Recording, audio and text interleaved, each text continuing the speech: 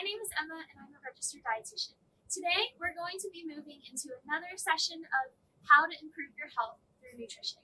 So let's talk about grocery shopping because I think you and I can both agree that grocery shopping can be a hassle, especially when you're trying to make sure that you're picking the right foods for your health. And so what I'm here to do today is to show you that it can be easy peasy, get you in and out in a jiffy.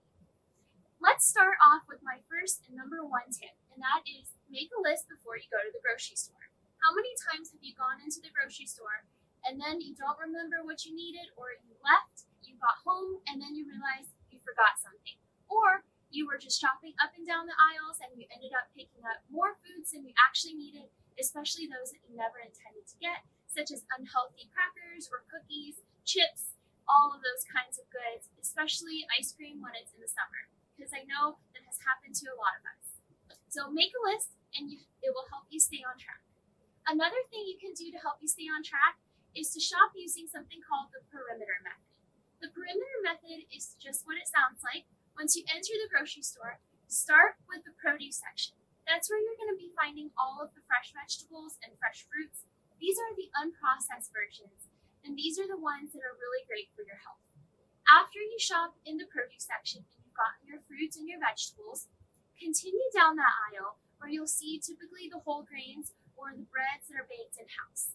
So that's where you can get some whole grain sources of bread that will help fill your pantry. After you shop in that section, continue moving towards the back of the grocery store.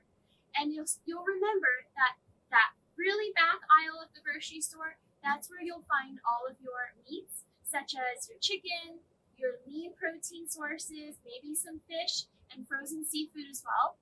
So once you're done with that aisle, you'll come up the other end of the grocery store, and if you kind of think about it, or how your local grocery store is laid out, that's where you'll find your dairy products such as your milk, eggs, butter, yogurt, cheeses, and things like that.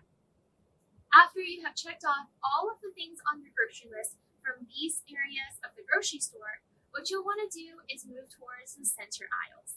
This is where we're going to have to focus a little bit more and take a little bit more time to be a food detective. So if you remember in our last session, we talked about how to read nutrition labels. When we get into the middle aisles of the grocery store, this becomes really important, and we're going to put those label reading skills to test. So when we're shopping for our pantry staples, such as canned beans or dry beans, canned meats such as tuna or chicken, cereals, and all that kind of good stuff, we have to remember there are 3 key nutrients that we want to be limiting. Number 1 is our saturated fats, number 2 is our sodium, and number 3 is our added sugars.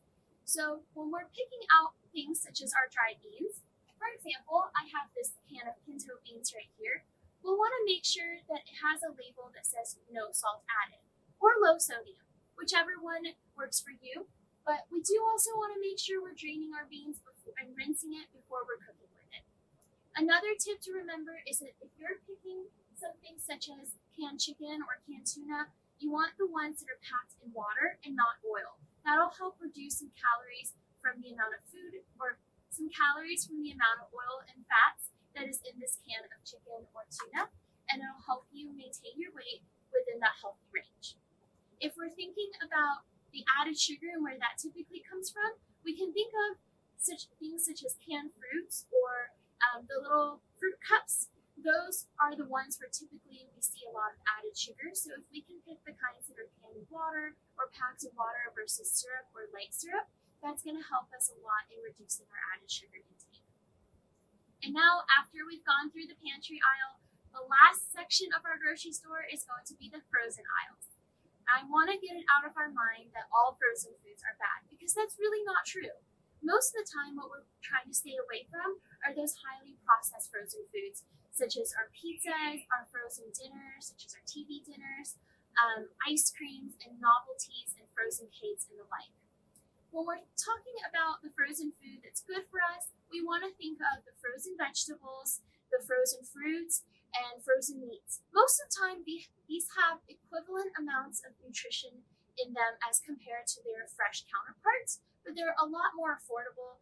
They typically are a lot more stable within our household, and we can keep them around for a while longer without having to worry about spoiling or wasting food. So they can be a great option.